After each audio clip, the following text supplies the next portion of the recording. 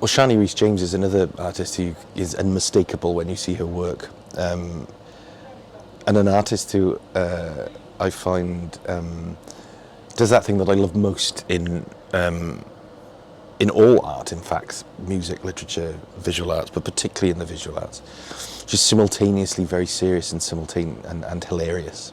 Simultaneously hilarious and deadly serious. Her work could be horrifying.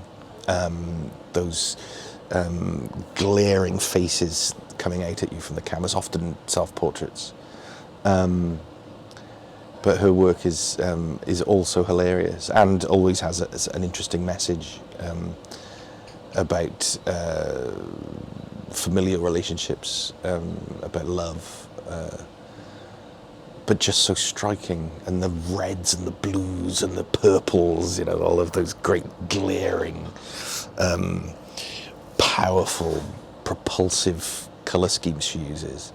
Australian by birth, of course, but has lived in mid-Wales now for I'm going to say over 30 years. I've interviewed her a few times, and she's fascinating on craft and on her own subject of her own work, but also on her biography, on her relationship with her parents and her Australian roots and what they kind of meant. And there is something, I mean, it may be a bit simple and perhaps a little bit too reductive, but there is something burning about her work that is something that you see in a lot of Australian work. You know, a connection to those colour schemes and those textures, which I think is important to her work. But the isolation as well. Her and her husband, who's also an artist, live in the middle of nowhere in mid-Wales, and I think there's a relationship to isolation in her work as well. Cultural, sociological isolation as well as geographical.